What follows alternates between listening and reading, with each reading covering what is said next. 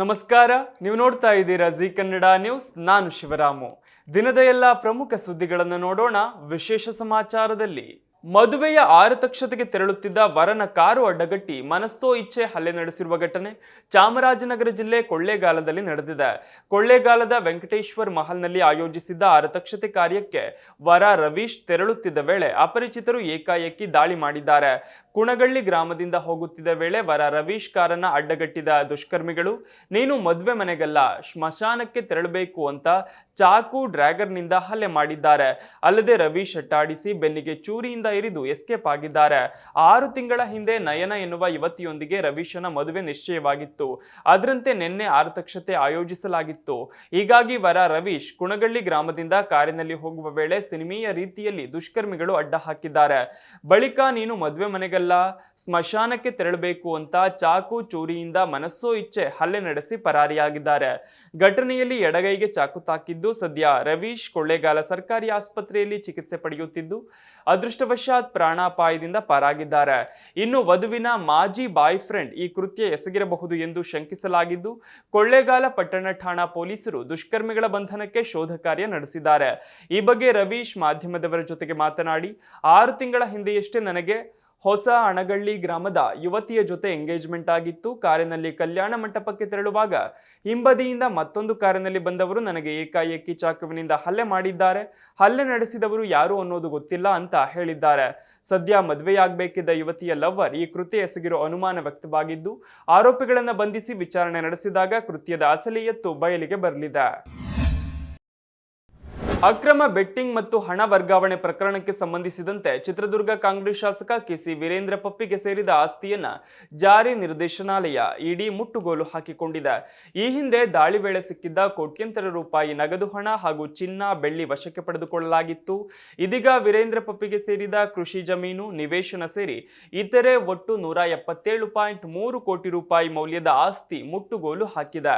ಈ ಮೂಲಕ ಜಾಮೀನಿನ ಮೇಲೆ ಜೈಲಿನಿಂದ ಬಿಡುಗಡೆಯಾದ ಖುಷಿಯಲ್ಲಿದ್ದ ವೀರೇಂದ್ರ ಪಪ್ಪಿಗೆ ಇಡಿ ಮತ್ತೊಂದು ಶಾಕ್ ಕೊಟ್ಟಿದೆ. ಆನ್ಲೈನ್ ಬೆಟ್ಟಿಂಗ್ ಪ್ರಕರಣ ಸಂಬಂಧ ಇಡಿ ಅಧಿಕಾರಿಗಳು ವೀರೇಂದ್ರ ಪಪ್ಪಿ ಮನೆಗಳ ಮೇಲೆ ದಾಳಿ ಮಾಡಿದ್ದವು. ಆಗ ವೀರೇಂದ್ರ ಪಪ್ಪಿ ಅವರನ್ನ ಬಂಧಿಸಿ ನೂರಾರು ಕೋಟಿ ರೂಪಾಯಿ ಮೌಲ್ಯದ ಆಸ್ತಿ ಜಪ್ತಿ ಮಾಡಲಾಗಿತ್ತು. ಇದೀಗ ಮತ್ತೆ ಅಕ್ರಮ ಹಣದಿಂದ ಸಂಪಾದನೆ ಮಾಡಿದ ಕೃಷಿ ಜಮೀನು ನಿವೇಶನ ಸೇರಿ 177.3 ಕೋಟಿ ರೂಪಾಯಿ ಮೌಲ್ಯದ ಆಸ್ತಿ ಮುಟ್ಟುಗೋಲು ಹಾಕಿಕೊಂಡಿದೆ. ದೇಶದ ವಿವಿಧ ರಾಜ್ಯಗಳಲ್ಲಿ ದಾಖಲಾಗಿದ್ದ ಆನ್ಲೈನ್ ಬೆಟ್ಟಿಂಗ್ ಪ್ರಕರಣ ಸಂಬಂಧ ಇಡಿ ಅಧಿಕಾರಿಗಳು ಕೇಸ್ ದಾಖಲಿಸಿಕೊಂಡು ತನಿಖೆ ನಡೆಸಿದ್ದು ತನಿಖೆ ವೇಳೆ ಹಗರಣದಲ್ಲಿ ಕೆಸಿ ವೀರೇಂದ್ರ ಹಾಗೆಯೇ ಸಹಚರರು ಮಾಸ್ಟರ್ ಮೈಂಡ್ ಅನ್ನೋದು ಗೊತ್ತಾಗಿದೆ. ಅಲ್ಲದೆ ನೂರಾರು ಅಕೌಂಟ್ ಬಳಸಿ ಅಕ್ರಮ ಹಣ ವರ್ಗಾವಣೆ ಪತ್ತೆಯಾಗಿದೆ. ತನಿಖೆ ವೇಳೆ ಸಿಕ್ಕ ಈ ಎಲ್ಲಾ ಸಾಕ್ಷಿಗಳ ಆಧಾರದ ಮೇಲೆ ಕೆಸಿ ವೀರೇಂದ್ರ ಆಸ್ತಿ ಜಪ್ತಿ ಮಾಡಲಾಗಿದೆ. ಈ ಹಿಂದೆ ಪ್ರಕರಣ ಸಂಬಂಧ 60ಕ್ಕೂ ಹೆಚ್ಚು ಸ್ಥಳದಲ್ಲಿ ದಾಳಿ ನಡೆಸಿದ ಇಡಿ ಚಿನ್ನ, ನಗದು, ಬೆಳ್ಳಿ ಹಾಗೆಯೇ ವಾಹನಗಳನ್ನು ವಶಪಡಿಸಿಕೊಂಡಿತ್ತು. ಒಟ್ಟಾರೆ ಪ್ರಕರಣದಲ್ಲಿ ಇಲ್ಲಿಯವರೆಗೂ 320 ಕೋಟಿ ರೂಪಾಯಿ ಮೌಲ್ಯದ ಆಸ್ತಿ ಜಪ್ತಿ ಮಾಡಲಾಗಿದೆ. ಇನ್ನು ಹಗರಣದಲ್ಲಿ 2300 ಕೋಟಿ ರೂಪಾಯಿ ಅಧಿಕ ಅಕ್ರಮ ನಡೆದಿರೋದು ಪತ್ತೆಯಾಗಿದ್ದು ಈ ಸಂಬಂಧ ಇಡಿ ತನಿಖೆ ಮುಂದುವರೆಸಿದೆ. ಉತ್ತರಾಖಂಡದಲ್ಲಿ ಹಿಮಪಾತದ ಪರಿಣಾಮದಿಂದ ಅನೇಕ ಪ್ರವಾಸಿಗರು ಮಾರ್ಗ ಮಧ್ಯದಲ್ಲೇ ಸಿಲುಕಿಕೊಂಡಿದ್ದಾರೆ. ಚಮೋಲಿಯಲ್ಲಿ 77 ಗ್ರಾಮಗಳು ಹಿಮಪಾತದಿಂದ ತೊಂದರೆಗೆ ಸಿಲುಕಿವೆ. ರಸ್ತೆಗಳ ಸಂಪರ್ಕ ಸ್ಥಗಿತಗೊಂಡಿದೆ. ಪ್ರವಾಸಿಗರು ತಮ್ಮ ಊರನ್ನು ತಲುಪಿದರೆ ಸಾಕಪ್ಪ ಅಂತ ಚಡಪಡಿಸುತ್ತಿದ್ದಾರೆ. ಭಾರಿ ಹಿಮಪಾತವಾಗುತ್ತಿರುವುದರಿಂದ ಪ್ರವಾಸಿಗರು ಹೆಚ್ಚು ಎಚ್ಚರಿಕೆ ವಹಿಸಬೇಕೆಂದು ಜಿಲ್ಲಾಡಳಿತ ಸೂಚಿಸಿದೆ. ಕಳೆದ 4 ದಿನಗಳಿಂದ ಉತ್ತರಾಖಂಡದಲ್ಲಿ ಹವಾಮಾನ ಅಸ್ಥಿರವಾಗಿದ್ದು ತಡರಾತ್ರಿಯ ಮಳೆ, ಆಲಿಕಲ್ಲು ಸಹಿತ ಮಳೆ ಮತ್ತು ಭಾರಿ ಹಿಮಪಾತವು ಹಲವಾರು ಜಿಲ್ಲೆಗಳಲ್ಲಿ ಜನಜೀವನವನ್ನು ಅಸ್ತವ್ಯಸ್ತಗೊಳಿಸಿದೆ. ಅವುಗಳಲ್ಲಿ ಚಮೋಲಿ ಅತ್ಯಂತ ಹೆಚ್ಚು ಪರಿಣಾಮ ಎದುರಿಸುತ್ತಿರುವ ಜಿಲ್ಲೆಗಳಲ್ಲಿ ಒಂದಾಗಿದೆ. ಚಮೋಲಿಯ 77ಕ್ಕೂ ಹೆಚ್ಚು ಗ್ರಾಮಗಳು ಹಿಮದಿಂದ ಆವೃತವಾಗಿವೆ. ಜ್ಯೋತಿರ್ಮಠ, ಮಲಾರಿ ಹೆದ್ದಾರಿ ಸೇರಿದಂತೆ 7 ಪ್ರಮುಖ ರಸ್ತೆಗಳಲ್ಲಿ ಸಂಚಾರ ಸ್ಥಗಿತಗೊಂಡಿದೆ. ಉತ್ತರ ಕಾಶಿ ಜಿಲ್ಲೆಯಲ್ಲಿಯೂ ಹಿಮಪಾತವಾಗಿದೆ.